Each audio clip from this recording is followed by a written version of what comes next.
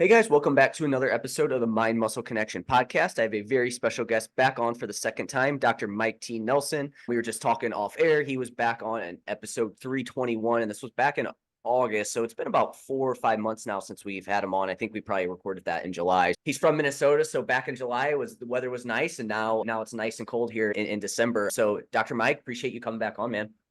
Yeah, thank you so much for having me back. Appreciate it. Yeah, so what I told you I wanted to start off with was just a little check-in. I know I think you were in Texas for a little bit, so I'm just curious to hear about that. Is that kind of something you do yearly, or what does that kind of look like? Yeah, most of the time in fall and spring, we'll go down to South Padre, Texas, and we'll drive down, visit some people along the way. The main thing is just to work down there remotely and then do as much kiteboarding as we can. So we get in, let's see, we're down there for a little bit over about 5 weeks this time, and we'll be back down again in April. Yeah, it was fun. Awesome. So you guys do that like a couple times a year, and it sounds like mostly to kiteboard. I didn't really think about that, but that kind of makes sense as to why you would go down there for that. Yeah, a lot of friends, ironically, from Minnesota and Colorado meet down there around that time. We have some other friends who live down there that we rent a place from them. And yeah, it's great. We're like 2 blocks from the ocean. We were a mile and a half from 3 miles from where the kiteboarding areas are. We drive down, so we have a vehicle and we can bring all of our gear, which we stuffed, I don't know how much, like 2 foils in there, like 5 boards, like 8 kites, and Wow. it was pretty packed. Yeah, kiteboarding this time was fun. It was good. I didn't break my PR for jump height. It's still at 26 feet, but that's a little bit of an outlier. But yeah, I had some good ones, some good distance, and I had a couple at 16 feet or so, right around there. And yeah, it was fun. That's awesome. So what's to be expected there? Is a lot like weight training where it's okay, once you number there, it's probably hard to continue to build off that. Is that pretty good number there? Is it something that you're still going to try to improve on that, or? Oh yeah, it's like lifting. I guess it's a never ending thing. There's professionals that are doing over 100 feet, but Oh, wow. but that's in ideal conditions, and all they do is kiteboard, and that's all they've done for decades, some of them. I would say, like, for me, like, you hate to put like a cap on what you're possible doing, but to me, like, 30 to 50 feet, probably 50 is probably my cap. I don't know. But it's so weird because part of that, I think, is just the adaptation phase to making it normal. For even me, like doing 16 to 20 feet now is still, oh, I don't know. It's a little sphincter closing on that. A few years ago, doing 10 feet I was having that response. So I think a lot of it is just getting used to it. And for me, the big thing is being able to move the kite when you're in the air. And so knowing that I can do that and land relatively safe, or if I do sketch the landing, have it not be some horrible impact and get dropped out of the sky 20 feet from the air. And I've done that a few times. I've had a few that didn't land so well. And yeah, the higher you go, the more risky that is. But the Yep. flip side is hopefully you're better with the kite. You have a little bit more skill set. You can probably save it more often than not, which sometimes I try to save stuff that I shouldn't and I don't make it, and that sucks. But How does those falls feel like from that? Is it pretty impactful? I literally have no idea how that would feel. it sucks. The good part so the biggest mistake I've ever made is what they call going around the horn. So you have a kite, you've got a board like this, you've got lines that go up in this upside down parachute looking thing. And normally you can just ride across the water, which is great. You have it at about 45 degrees out in front of you. And then to jump, you just move the kite super fast above your head, but then you hold your edge still on the board. So you're going at speed. And then when you do that, you pull the control bar in and it'll launch you I have a little device that measures all this, from being on the water to, like, if I did a max height of 16 feet, like I'll hit 16 feet in probably about 1 second. So it just feels like the hand of God came down and just threw you up into the air. And then from there, if you do it right, you can move the kite and you can land relatively soft 3 to 5, 6 seconds later. One of the biggest mistakes I made early on was I sent the kite really hard, but instead of pulling the kite more out in front of me as I'm traveling with it, I left it back behind me. And so then you get actually thrown at the end of the lines, like thrown into the water instead of being dropped out of the sky. So I learned real fast not to do that. And Yeah. if I'm going to screw it up, do whatever I can to at least try to get the kite above me to try to cushion some of that. But yeah, It's not fun, but that's it. When you land it on the flip side, it's, oh, wow, that was so cool. Yep. So no risk, no reward. But you can do it in a very progressive manner too, because you're controlling by how fast you move the kite and all these other parameters about how high you're going to go. So I, ironically, I'm probably hyper conservative. Like I don't like trying to do anything higher than what I feel like I could probably land routinely. But yeah, it's a fun kind of never-ending process, and just the feeling of flying through the air for even 3 to 4 seconds feels like an eternity, especially when you land Yep. it. I bet.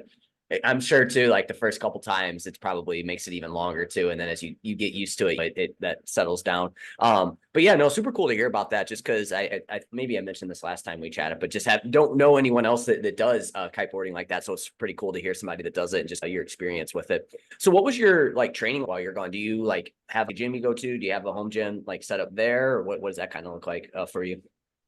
Yeah, so they have a gym once we get there. In the past, I used to bring like a TRX and a couple kettlebells, but they got squished out due to room this time. And we usually know people along the way, which is great. So in Austin, I paid for a day at Gold's, and then some friends of ours run the collective down there. So we went and lifted there. And so we usually know people along the way, which makes it nice. We're at my buddy Adam Glass's house. So I lifted in his shed. And then down there, it's an okay gym. It's basic small gym. And usually when I'm down there, like this time, what I did differently is in the past, my main goal is just kiteboarding. So if I can go out and ride, I'm going to ride, even if that means not going to the gym that day. I also have to work while I'm down there. And I think the mistake I made in the past was just assuming that all my lifts were just going to drop horrifically. And I think that was a mistake of not having enough calories and not having an expectation to try to hold more of a normal performance. Like I'm not going to hit any huge PRs when I'm down there. That's not my goal. But this time, like upper body wise, I was only like 5 pounds off my max lift for dumbbell bench press. So like a basic compound lift.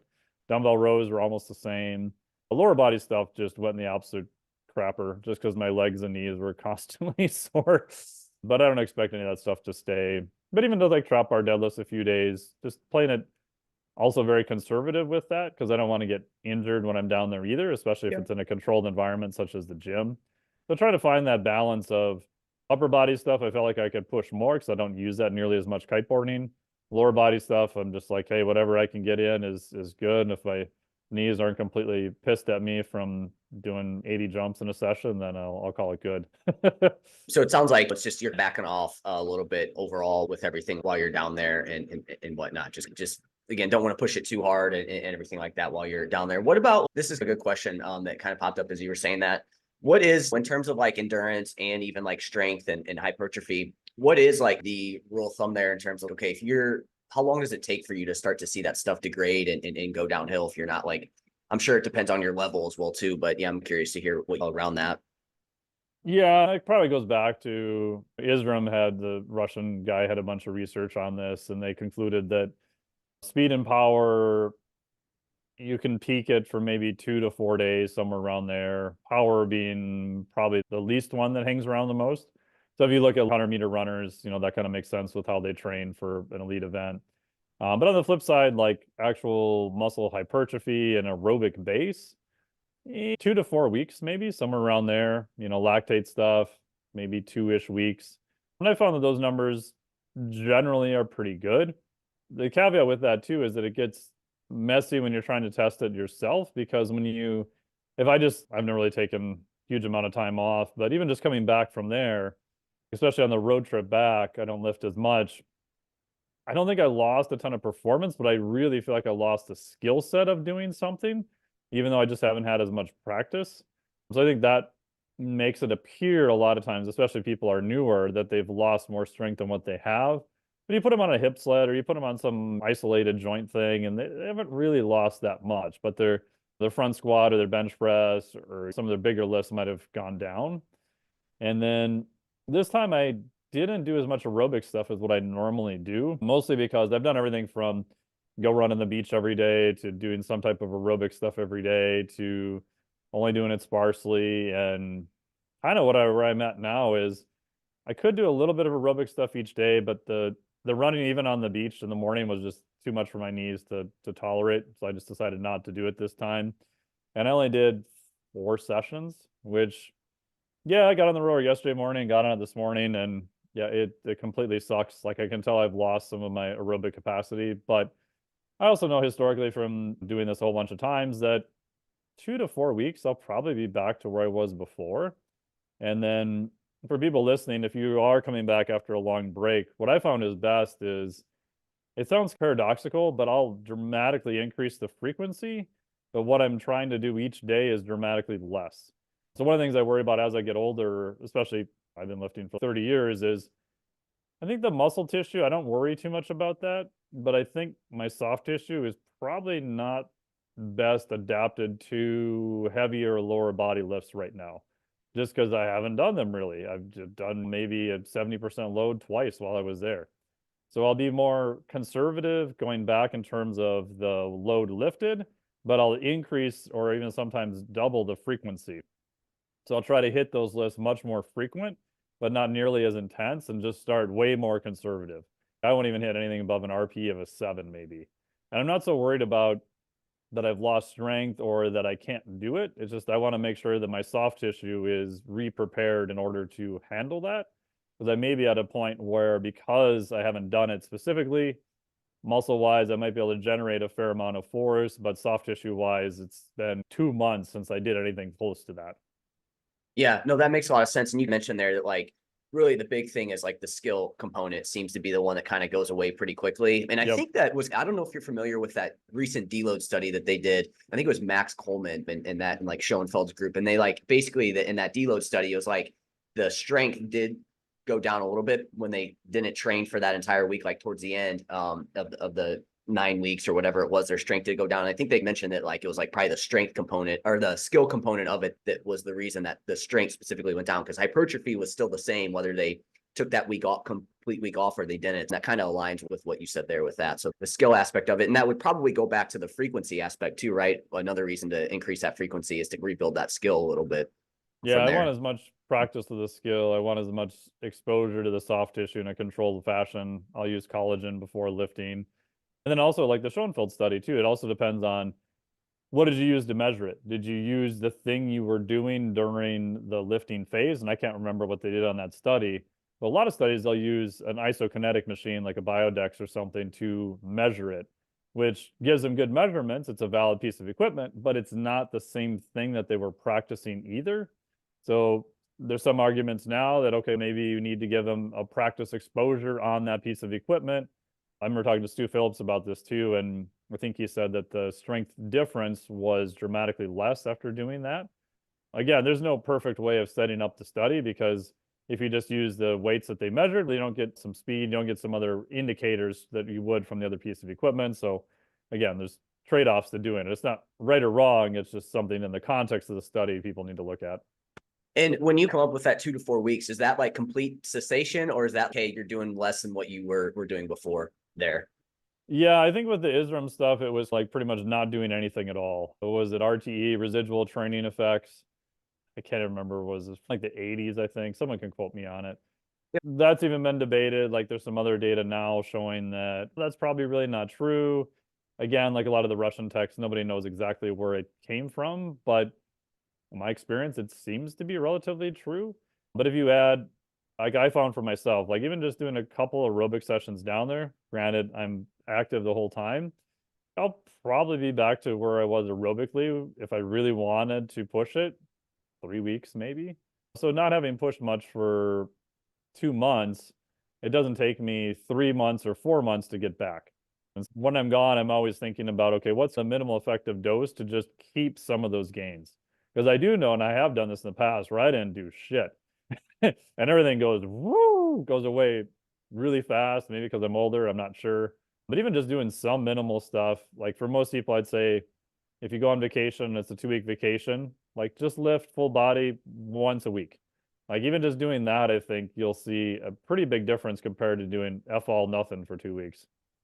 Yeah, I know I come from the like bro bodybuilding kind of background. And when I was younger, man, it was like if you took 2 days off and you didn't train, it was Oh like, yeah, what oh are you crap. doing, you lazy bastard? Yeah. How dare All you? all your gains are gone. And Yeah. I just went on my honeymoon a couple weeks ago, Oh, and it was, congrats. thank you. It was like a week and a half, 2 weeks. And like, man, in the past, I feel like it would have been like, I got to train every day, but it was like, what I know about it now, it's just like you said, just hit a couple cardio sessions, just get that heart rate up a little bit for a little bit of time. And then also the weight training, just hit full body, and just you don't have to go crazy with it. And that's going to be enough to No. maintain it, especially for that like short amount of time there. And then again, if you maintain it, then you can just come back and you're good to go. But even 2 weeks, like you said, it's okay. Even if I didn't do anything for 2 weeks, it's like, what would have really happened anyways, even if I decided not to do anything? Probably not a lot at that point. And it sounds, again, it's going to come back quicker than it would. Like it almost sounds like, hey, if you took 2 months off completely, you can come back in 3 to 4 months. So almost like half, or 3 to 4 weeks, so almost like half that time basically there with that. So it comes back pretty quickly too there with that. Just be Yeah. smart about how you go about it. Sorry, go ahead. And that with muscle memory effect and all that stuff. If I wanted to rig the system for like before and after photos,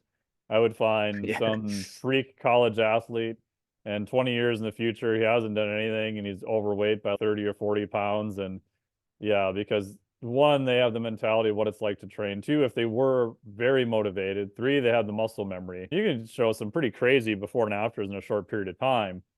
I think that's unethical. Whatever. Those things are possible and those things do exist. But like you said, I think it's previous because of the history that they had doing it. Yeah, you're right. That's super helpful. So you think even if they did that when they were in their 20s and they get back into it in their 50s, do you think it's still like a thing where you would still see that come back fairly quickly, even if it was like that long a period of time, like in between? It seems to. That's just been my experience with just, Yeah. again, a handful of people that I think just hitting that at one point, and I don't think it's just mental. I think there is a lot of physiology, whether that's myonuclear domain or who knows what's going on a cellular level. And that's been the argument too about people who had used performance enhancing drugs and now have been, natural, whatever that means, for 2 to 4 years. Do we ban them from our, league? They haven't used anything for a while, but I would agree. You could make a pretty good argument that they probably still have an unfair advantage, but that also gets into genetics are hugely different from one person to the next. And I've seen some people natural who genetically they're just freaks. I think their lifting's pretty damn stupid, but you look at their results and you're like, I don't know, man, like 10 times better than I do. I think that just goes, yeah, like you said, genetics. I feel like genetics play a huge role in hypertrophy as well too. But then like just the consistency aspect, I think is important too, right? It's even if Oh, sure. it just goes to show how important that is. Do you think genetics play a bigger role in like hypertrophy than it would in say things like endurance, and clearly like fat loss too? Obviously, that's probably going to play a bigger role. But yeah, what do you think around that? I think from what we've seen is fat loss, I don't think genetics play much of a role. Now, I will say that there are people who I think genetically can stay much leaner and have great blood work, have great energy. I think that might be genetic in terms to a high degree. My genetic superpower is if I wanted to, I could get really fat and all my blood markers stay great. That's pretty good. Like my personal fat threshold is probably ridiculously high. Now, again, at some point, is that going to go off the rails? 100%, of course it is. But genetically, I think probably not so much from someone who wanted to get really lean. May they pay a higher cost, maybe a little bit harder for them. Are there some weird side effects that happen? Yes. Aerobically is super fascinating. So the Heritage study, which was done at the University of Minnesota, one of the guys I took classes from when I did my PhD there, he was the lead researcher for that, Art Leon. So he would tell these stories of, because they're looking at genetic differences for VO2 max and different aerobic things. But they didn't necessarily look in people who were athletes. So they had these Harley biker guys who would come in smoking cigarettes, and then they would look at usually it was their son or potentially their daughter. I can't remember who was enrolled in the study. And they would have potentially just really high VO2 max, never trained, compared to someone else who's very fit, but their genetics were horrible and their VO2 max wouldn't really be as high. Now, again, the caveat being these were not groups of people, either one of them, who necessarily trained. What you find is, depending on what portion of the study you read, maybe up to 50, 60, sometimes been cited 70% of VO2 max is genetic, meaning that the limit that you get when you're hit the genetic lottery is pretty high. So the story of Lance Armstrong was in Cole's lab in Texas years ago. just wandered in and said that he had the highest VO2 max of anyone they've ever tested in the lab. And so the assistant was there. He goes to Cole and he's, yeah, there's this 18-year-old kid in here who says he has like the highest VO2 max we've ever seen. What do you want me to do with them? He's like, I don't know, just test him. And supposedly his VO2 max is like 71 or 72 or something like that. So there is a very high genetic component. The caveat, which is a better question to ask, is how trainable is VO2 max? So the amount of genes that from the heritage study, again, they looked at that confer genetic training ability is 209. It's like a whole bunch of them. Like we don't know which one it is, which usually would tell me it's probably pretty trainable. And that's what I generally see with people. Like if your VO2 max is, for reference, 35, yeah, you could pretty easily hit 40. I would argue the old Costill argument that most people walking around, if they wanted to train for it and it took some time and effort, could probably hit a VO2 max of 50. Like I think that's probably a pretty good number. I know my buddy Dr. Andy Gelpin's talked about that a lot too. Now, for some people, will that take a fair amount of training and potentially a couple of years to get there? Yeah, I think so. But I think it's a very doable number. And what I've seen is that aerobic-based conditioning in general, most people, the response to it is much more even than it is with hypertrophy. Hypertrophy seems to be the outlier. Strength gains seem to be more of an outlier too.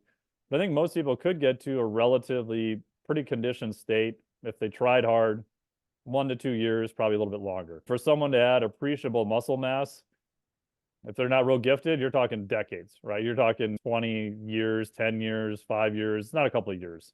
Which why I think if people listening for training, like I have some strongman competitors and other people, if I have a year to train them, to me as a coach, no one should ever beat them on conditioning unless they were completely, utterly horrible out of condition, because that's probably one of the most predictable training things if you train it intelligently.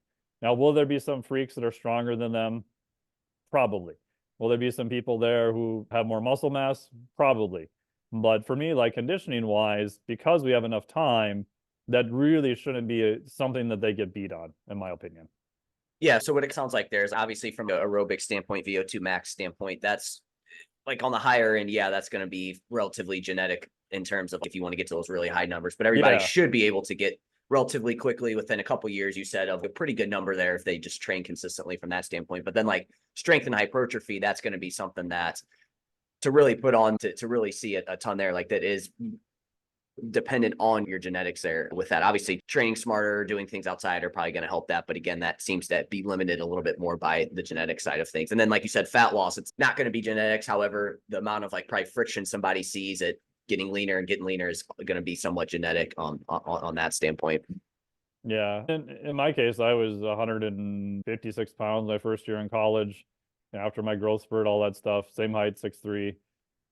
It took me probably almost 20 years. Like the highest weight I ever got to was like 245. Granted, I was pretty fat at that weight. To gain a fair amount of muscle took me 2 decades. So yeah. Yep. Yeah. It is. So when I don't know how this is, but for you, but it's like when you talk to people about this, man, it's just such a slow process from the muscle building side of things. Even if you do have good genetics, it's still slower than you want it to be. And unfortunately, you can't really do anything to speed that up other than obviously special sports supplements there on that potentially. But otherwise, you just have to stay consistent and just play the long game with it there on that. Cool. Yeah, I think that was a nice little cool little side tangent there. I may want to come back to the VO2 max stuff at some point, but what I did want to talk to you about was cannabis. I haven't had anybody on here specifically to talk about cannabis. So I think this would be a pretty cool topic to chat with you about and just to give the audience a general idea on it. So I guess if you want to start off, maybe just give a brief general overview of cannabis. I think most people know what it is, but I'm just curious to hear like what the definition is of it. And then we talk about like overall health, body composition stuff, and some downsides and whatnot around cannabis. Yeah. So cannabis in some form or another has been used for thousands upon thousands of years. Like there's probably started somewhere around China, East Asia, probably somewhere in that area. Like you can find documented cases of its use from the seed to the plant to all sorts of things.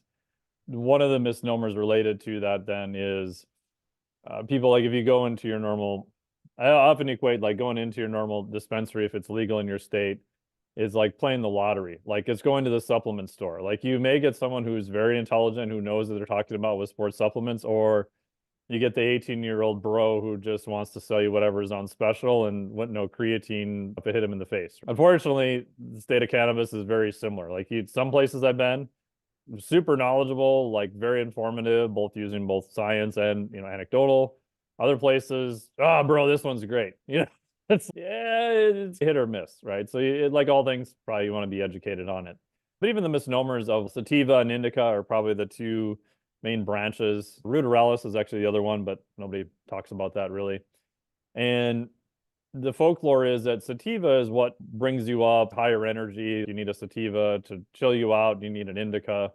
And that appears to result from how the plants grow. So a more sativa plant actually will grow much higher and be more spread out. An indica plant is much more shrubby looking, much more closer to the ground. The unfortunate part is if you look at the genetic differences between pretty much all the strains now, it's impossible to differentiate them. You could say one is more on the sativa side and one is more on the indica side, but you can't compare them at all because we don't have 100% sativa and we don't have 100% indica. They've been crossbred and hybrid for thousands upon thousands of years. Now, is there probably other compounds in there, like terpenes and other things that may have similar effects that you're looking for? Potentially, right? Maybe there is some truth to it, but it's not really related to the genetics per se of the plant. It's just something that's sativa or something that's indica. It's a very crude approximation, if anything. Some of the places now will actually give you what's called the chemovar breakdown, which is all these other compounds that are in the plant. And those are more reliable to try to determine what sort of effect you're looking for. So that's probably more what's playing a role in terms of it. Obviously, at a high level, the two biggest components by volume are going to be THC. So THC is delta-9 tetrahydrocannabinol, which has the psychoactive components of it, affecting both CB1 and CB2 receptors. It's primarily more CB1, but it does affect both of them. And then CBD, so cannabidiol, which is legal as of this recording as a supplement in the US under the Department of Agriculture ruling, which said that if the hemp is less than 0.3% THC, it's now regulated by the DEA. It's now Department of Agriculture and therefore can be used as a supplement. And that was changed a few years ago, which is why you all of a sudden saw just tons of CBD everywhere. It was because of the change in the ruling. Now, it's incredibly confusing because all the crazy chemists figured out most of the law was written as delta-9 THC as the illegal component. But there's delta-8, there's delta-10, there's HHMC. I lost track of how many different forms that are actually found in the cannabis plant, but most likely are chemically purified and sold as legal, air quotes, alternatives. And that's usually just because of a loophole in the law. In terms of the effects of those, there is some data on delta-8. It's probably a little bit of a weaker cousin to delta-9. But some of the other forms, some of them are actually way more potent than even delta-9 itself. So that's more like the wild. Yeah, no, super interesting. So it sounds like there's cannabis, which I guess like CBD and THC would fall under that umbrella, and that's probably what people are most interested in are those two there with that. And then you obviously have these other things like you said, delta-8, which again is a little bit different from that standpoint. So cool. So what about it's just overall health? I guess do you typically when you talk about this, do you talk about cannabis or do you talk about CBD and THC in combination, or do we want to separate those two when we have this conversation around things like overall health and stuff like that? Yeah, I would say if you can guide me into what area you want to talk about, because the research is so different per what is your goal you're trying to do. Yeah, and I'm sorry, when you say guide you, are you saying like from a CBD standpoint, THC standpoint, or just what? Like an outcome? Are you looking for general health? Are you looking for performance or pain management? Or I did want to go through all those if we had time. Yeah. So overall health. So I would imagine pain management would fall under that. So let's start with overall health, and then we can go into like the performance, body comp side of things as well too. Yeah, I think you can make a pretty good argument that anything that's burnt and inhaled into the lungs, probably not the best for your health. Now, again, the caveat there would be, I agree with that. However, there's not a lot of data showing that even people who smoke a lot of just straight cannabis as a joint, the data, at least in terms of cancer and other things, doesn't appear to be super high, which is fascinating. So one of the hypotheses is that maybe there's other components in there that are negating the negative effect. Other people would say it just hasn't been studied that much, so we don't have as much data. I'm probably around the realm of, if you're going to go that route on occasion, probably fine. If you're going to do it on a very daily basis, I think going to vaporization is probably going to be a lot better. There are things now like the volcano, and there's even pens you can get where you can put the dry flower or herb in there and it will vaporize it directly. The reason I like that is that you can now see everything that goes into it. So you can see what are the compounds in the actual flower, the herb itself from the dispensary. You can ask for their chemical breakdown, and you're just vaporizing it. So you're not necessarily burning it. So the carcinogens are going to be lower. You can then even change the temperature depending upon what effect you want. So THC and CBD, they're basically their vaporization point, their boiling point are almost the same. So you can't really differentiate those. But a lot of the terpene compounds, those come out earlier. So if you want more of the effects of some of the terpenes, you could vaporize it at a lower temperature and you would have less of the THC, the more stoning effects of it. That's one way to get around it and customize it for your application. Again, general health, I think that's probably going to be better. If you look at edibles, that's a completely different pathway entirely. Those get converted to 11-hydroxy THC in the liver, which for all practical purposes is almost a completely different drug. Is it a derivative? Yes. But the pharmacokinetics of it are much, much slower, and then it has this very rapid kind of onset, which usually if you're bored at a party, people are talking about cannabis, just ask them for a good edible story, and pretty much everyone and their brother has a story about, I don't know, man, I took 5 and nothing happened, and I waited a half hour. So I took 10 and waited another half hour, and then I didn't know where I was, because you get like the compounding and cumulative effect, and then it's, oh shit, that was way too much.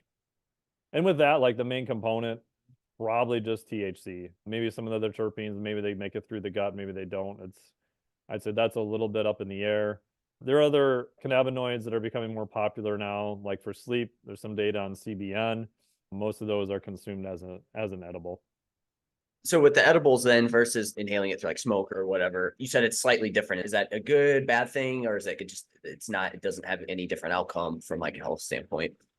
Yeah, for edibles, there just isn't much data on health on them. I can find either pro or con. There's just not Yeah. much data. Most of the data is usually the inhaled form. And part of that is just legalization and preparation. So at some point, when you take the plant, you have to do something called decarboxylate it. You have to expose it to a high temperature or pressure or different ways to basically convert it into the active form of THC and CBD. So obviously, if you're making an edible, they do that in part of the manufacturing process. If you're going super old school and just rolling a joint, when you put a fire to it and when you flame it, that'll automatically convert them at that point. So most of the data has been on more of the inhaled agents in that route, because if we think back in time, a lot of it, cannabis has generally been illegal for decades, well before even the Controlled Substance Act, which was like 1976, 73. Granted, some states have overridden that, but that's relatively recent in terms of the big history of it. Further, when you look at research, for the longest time up until a couple of years ago, you could only use cannabis from this one place in Mississippi where it was grown. People who were doing the research complained that the quality was really bad and wasn't very good. But because cannabis is still a Schedule 1 drug at the US federal government level, which literally means it's in the same class as heroin, which doesn't make any damn sense at all, doing actual studies on a Scheduled 1 substance is very difficult. And up until recently, you had to use the raw material that was controlled by the government and grown in that particular area. Now there's ways around, you don't necessarily have to do that anymore. But even then, there's a limited amount that's approved every year for Schedule 1 compounds. So if you're doing research on, say, psilocybin or MDMA or whatever, the government, each year, the FDA will allow a set amount of that to be made for research purposes. So trying to get really solid data on a lot of it is not the easiest thing in the world either.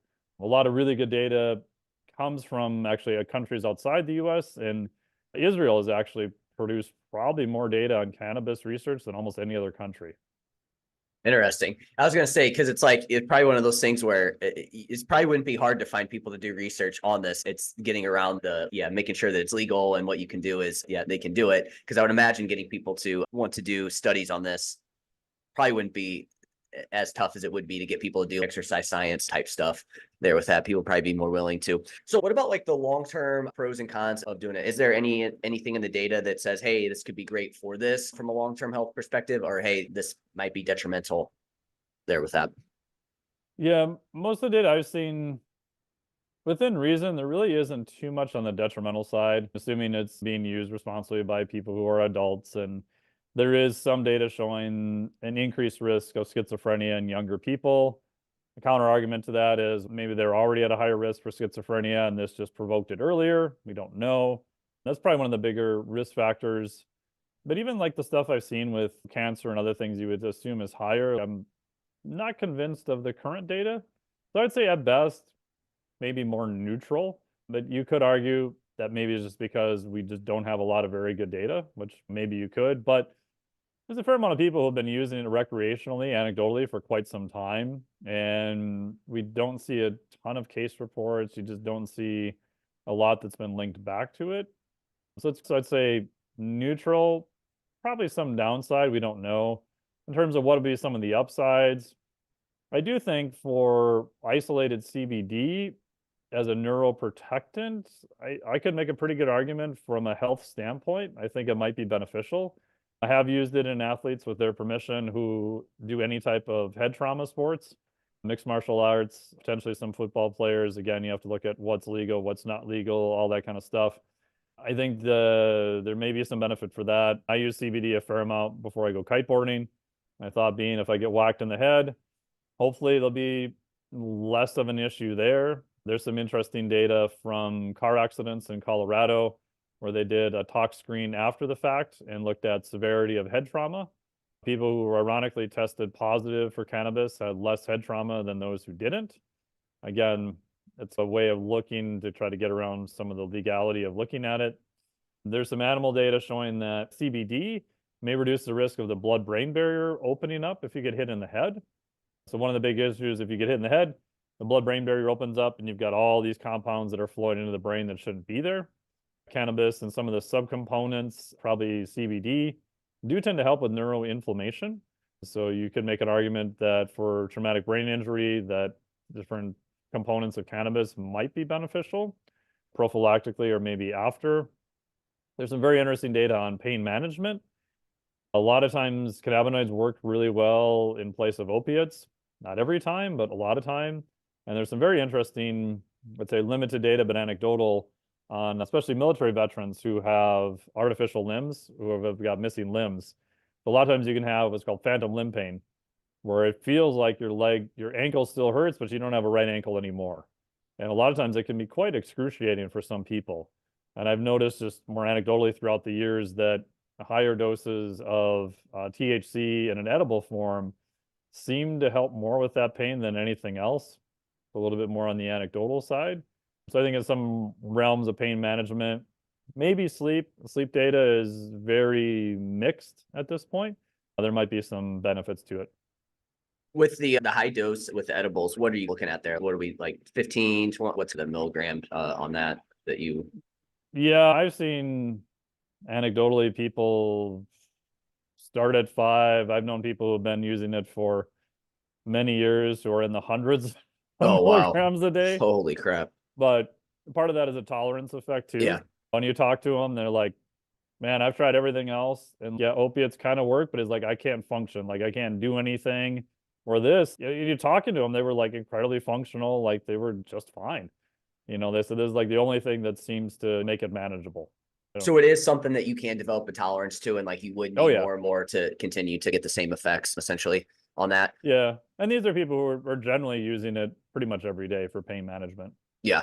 What about, I know one side effect sometimes I'll hear is more like short-term memory loss. Is that a thing? Is that kind of something that you've seen in the research? And can it be long-term memory loss as well too? Or yeah. From what I've seen, it does seem to acutely impair basically the transfer to what's called long-term memory or what's called LTP, so long-term potentiation.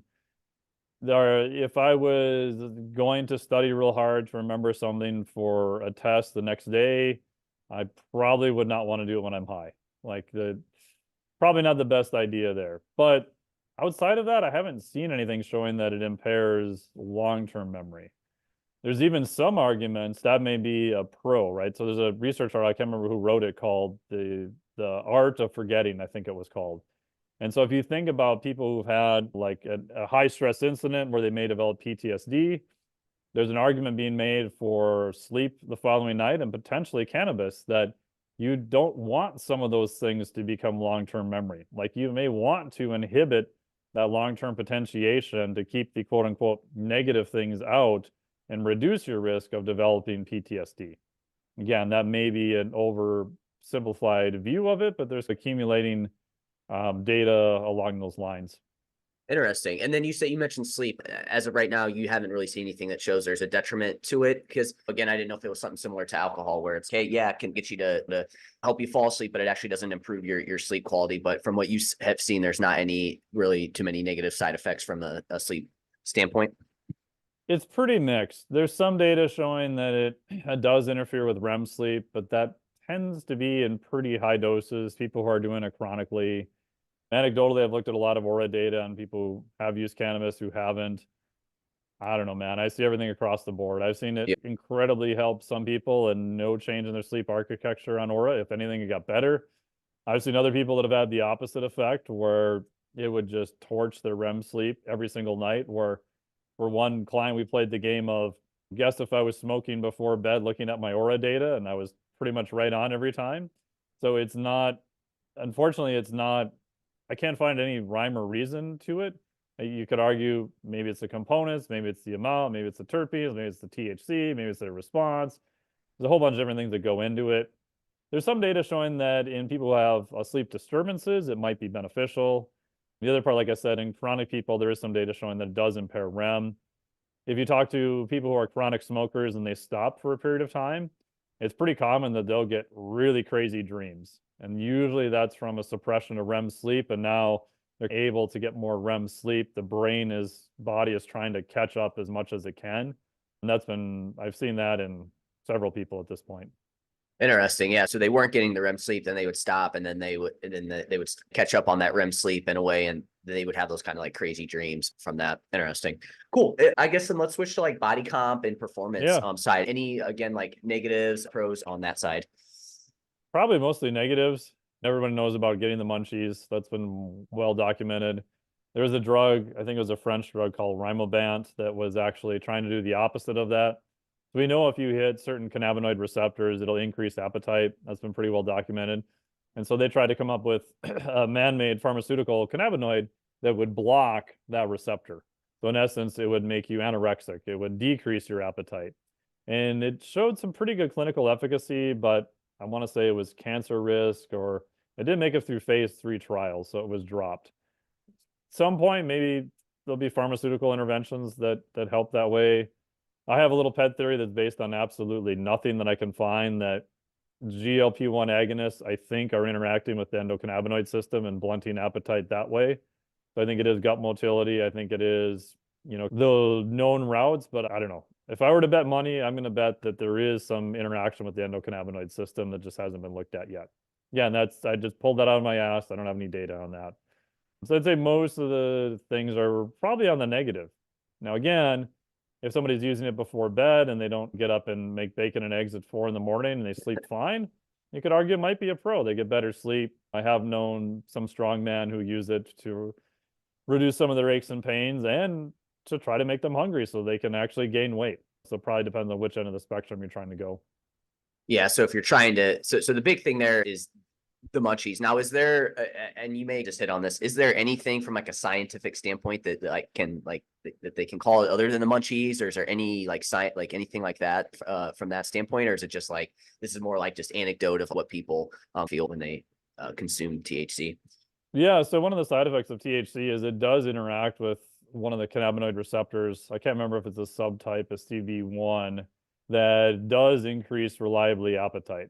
So that's been, like I said, pretty well studied. And the endocannabinoid system is incredibly tied into appetite and how food tastes and all those things. So you can think of the endocannabinoid system running in the background as fine-tuning a lot of other systems in the body, which is what makes it interesting, because it's not always the main player, but it appears to kind of fine-tune almost every system in the body, which to me was wild, because like when I took a lot of physiology, I don't even think the system was mentioned once. I can't even recall out of all the physiology classes I've had, anyone even ever mentioning the endocannabinoid system. And it was more quote unquote discovered in the early 90s. We do release our own body's forms of cannabinoids. There's two types. The body does release endogenously. So the runner's high, if you run real long distance and you feel better, that's actually not from opioids or enkephalins or anything like that. That's actually the endocannabinoid system. Molecule called anandamide, which is Sanskrit for bliss molecule. Interesting. This was said to me a while back, so I don't have any research on this or anything like that. Somebody that I know they do look at the research on some of this stuff. I did hear that it could potentially increase insulin sensitivity. Have you seen anything like that or seen anything in the data that says that? I haven't seen anything on that. Okay. I'd have to look at the actual study and see what's going on, because yeah, there you'd have to look at how are you actually measuring insulin sensitivity? What were you using a clamp study? Were you using something else? Or yeah.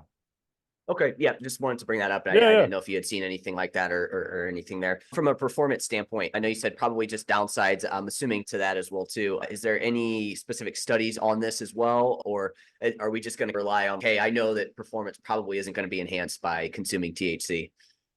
Yeah, most of the performance studies that I've seen, there's only a handful. They were all generally pretty negative. But again, you're looking at more endurance, strength, and power. So it probably varies a lot. If you talk to high-level endurance athletes, a lot of the ones that I know, like pretty much all of them use cannabis to some degree and will swear up and down that it does enhance performance. Now, again, is that enhancing the runner's high? Is that just helping with pain management? These typically are people doing marathons to ultra marathons. You could make an argument that it might be beneficial in that realm. You can make an argument for sports like pool or something where you have to concentrate. Maybe. Again, I haven't seen a lot of data. Again, I know bros that lifting just high out of their mind, which I can't wrap my head around. They swear it works better. And I don't know, man. I'd much rather have caffeine. Like I just, yeah, like motor coordination is horrible. Like I can't get into it. It just, a buddy of mine, I won't say who, he always would do his aerobic stuff, like just high as a kite. And he's like, yeah, you got to try it sometime. It's so much better. Yeah, And try it. so I tried it about a while ago and it was horrible for me. I remember doing a 2K on the rower and I got stuck in that where time felt like it was going incredibly slow. And it just felt like the time was taking an eternity and it felt just excruciatingly bad. So I haven't tried it again since then. So your anecdotal experience, not very good. Don't do it. Yeah, but some people, they swear it helps. So I don't know. Most of the data so far has been negative with those caveats. Yeah, obviously individual there on that. What about timing on it? Is that something that you would consider? I guess when I ask timing, or we talk like around food, is that going to impact how your body metabolizes it and stuff like that? Yeah, things like that. Yeah, so inhaled agents, not really. Those are going to be absorbed right through the lungs. They're actually much more easier to titrate. The effects are much shorter. Edibles, from the data I've seen on edibles, they get affected by almost like everything. And I've read stuff that says digestion will slow that down because the slowing of the absorption, if you have a lot of fiber and things like that. I've read other things stating that it changes the pharmacokinetics so that the peak, the upslope is even more steep, especially if you have foods that have fat in them. Yeah, it just appears to be all across the board. I couldn't make any heads or tails out of it. And then each person's pharmacokinetics of how they break down the compounds in an edible are also different. What did they have the edible in? Was it just a straight tincture? Was it in some other components? And yeah, the only thing I can say is that it can be as long as 60 to 90 minutes or longer to hit that kind of peak of the upslope. And it does appear to be very nonlinear, where you won't see much, and then it does get that steep part of the curve, which pretty much matches with almost everyone's anecdotal experience too.